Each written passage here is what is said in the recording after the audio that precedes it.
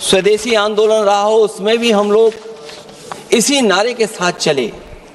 वंदे मातरम को लेकर के हम लोग इतना देश को एकजुट कर दिए कि अंग्रेज घबराने लगे। और जब अंग्रेज घबराने लगे तो जहां कहीं भी वो देखते थे कि ये नारा लग रहा है, वहां पर देशद्रोही का कानून लगाकर लोगों को जेल भेज देते।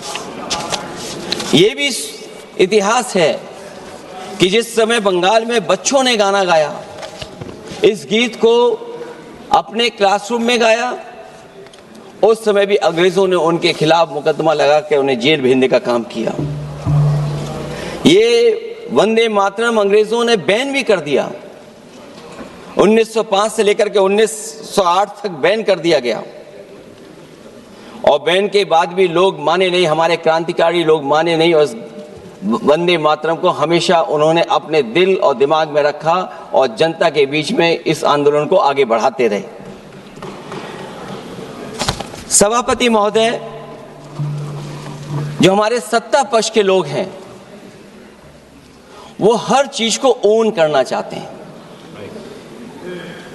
ये 150वें वर्ष में जब हम वंदे मातरम याद कर रहे हैं, बंकिम चंद्र चट्टोपाध्याय जी को हम याद कर रहे हैं कि उन्होंने इतना महान गीत हमें दिया है। सत्ता पक्ष के लोग समय समय पर हमें देखने को मिलता है कि जो महापुरुष उनके नहीं हैं या जो चीज उनकी अच्छी नहीं है, उनको वो ओन करना चाहते हैं। 150वें वर्ष वंदे मातरम, मैं अभी वो बात कहूंगा और मैं बात कहूंगा और हमारे मंत्री जी उसका जवाब देना। सभापति महोदय, क्योंकि ये बात ओन करने की आ रही, अपनाने की बात आ रही, तो मैं सभापति महोदय, मैं अपने सत्ता पक्ष के लोगों को याद दिलाना चाहता हूं। सत्ता पक्ष के लोगों की जो पार्टी आज है, भारतीय जनता पार्टी, जिस समय गठन हो रहा था, हमारे मुंबई और महाराष्ट्र के लोग जानते होंगे कि जिस समय गठन की चर्चा थी, उस समय आपके जो अध्यक्ष चुने गए थे, उनको जो भाषण देना है उस पर भी बहस चल रही थी। और बहस इस बात की थी कि भारतीय जनता पार्टी सेकुलर रास्ते पे जाएगी, सोशलिस्ट रास्ते पे जाएगी कि नहीं जाएगी। तमाम विरोध के बाद भी उस समय के उनके राष्ट्रीय अध्यक्ष जो चुने गए थे, उन्होंने वही रास्ता अपनाया अपने भाषण में। समाजवादी आंदोलन, समाजवादी विचारधारा और सेकुलर रास्ता अपनाया।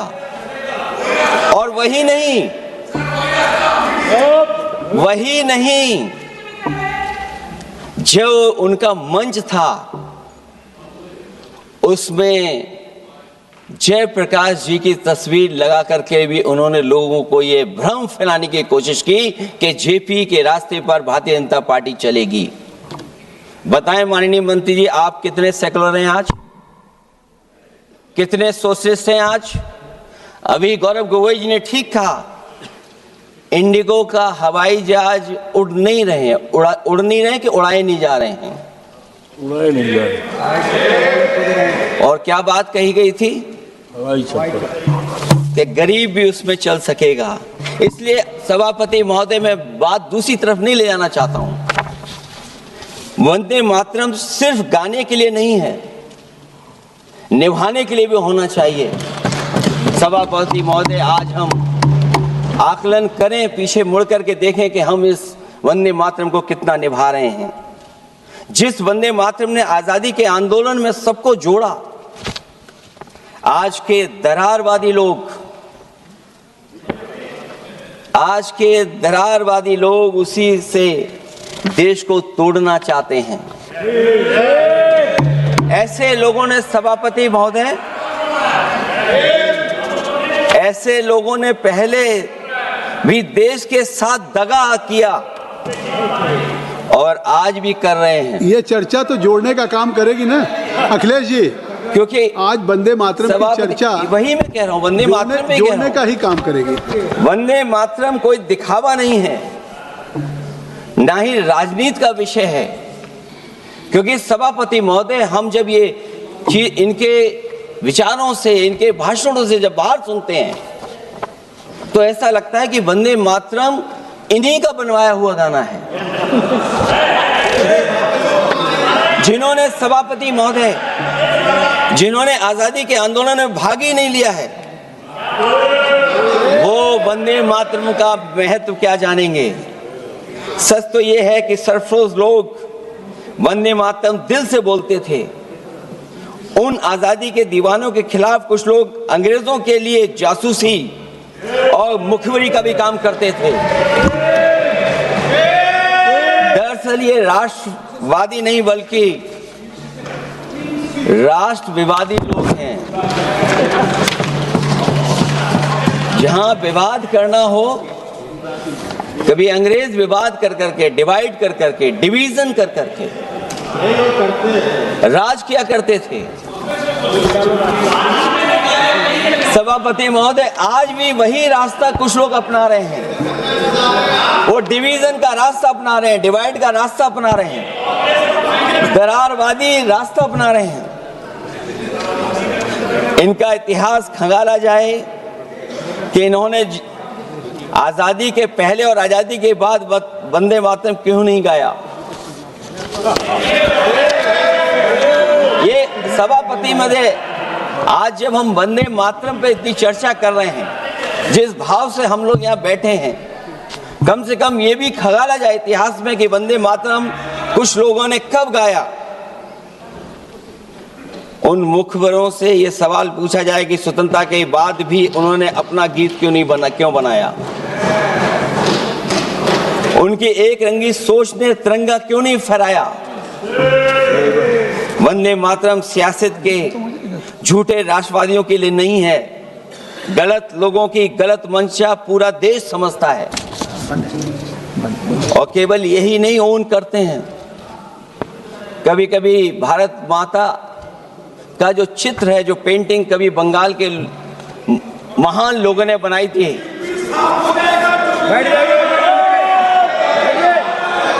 सभापति महोदय इनको देख लीजिए और फिर बैठ जाओ। सभापति महोदय, राजभर जी आप बैठिए, आपके नेता सभापति महोदय, वंदे मातरम का भाव ये भी था कि कम्युनल पॉलिटिक्स नहीं चलेगी और कम से कम हमारे उत्तर प्रदेश के साथियों ने कम्युनल पॉलिटिक्स को अंत किया है वहां पर जहां से कभी इन्होंने शुरू की थी। और सभापति महोदय, वंदे मातरम एक भाव के रूप में हमारे अंदर बसा है।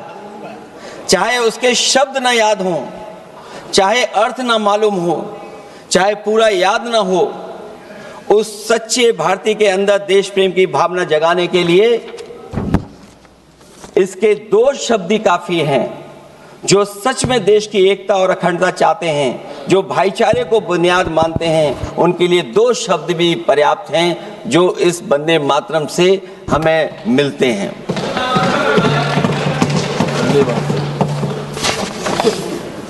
दूसरा किस्सा सुना दो अध्यक्ष महोदय। सभापति महोदय, इनका इतिहास खंगाल लीजिए, पूरा निकाल लीजिए। चुनावी सभाओं में कभी बाबा साहब भीमराव अंबेडकर जी की तस्वीर ये लोग नहीं लगाते थे।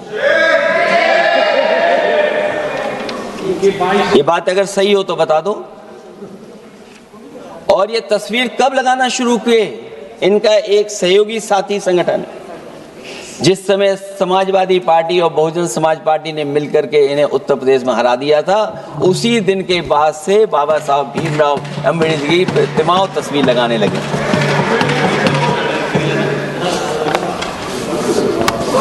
इसलिए सभापति महोदय, ये वंदे मातरम केवल गीत नहीं है, गीत के साथ साथ आज हमें ऊर्जा भी देता है। उस समय क्रांतिकारियों को ऊर्जा मिलती थी, एकजुटता का नारा था, हम साथ लेकर के चल रहे थे सबको, और देश के सभी लोगों ने जाति धर्म को भुला करके एक साथ मिलकर के वंदे मातरम के सहारे अंग्रेजों को भगाने का लगातार कोशिश की और अंततः परिणाम ये हुआ कि जब देश जागा, वंदे मातरम के साथ साथ जय हिंद का नारा, इंकलाब जिंदाबाद का नारा लगा करके अंग्रेजों को इस देश से भगाने का काम किया। आज सभापति